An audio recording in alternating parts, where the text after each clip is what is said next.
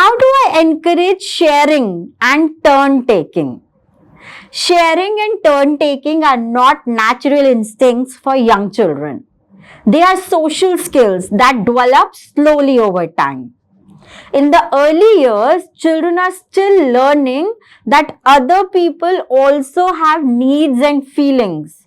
So, expecting instant sharing is actually unrealistic. What helps most is modeling and language. Children need simple, usable words like my turn, your turn, you can have it after me. When adults use this language regularly, children start copying it. Games are also very powerful here.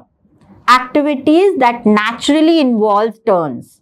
For example, rolling a ball, simple board games, passing objects.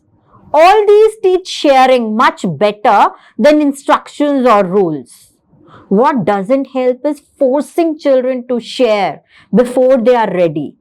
Forced sharing creates stress and often leads to more resistance.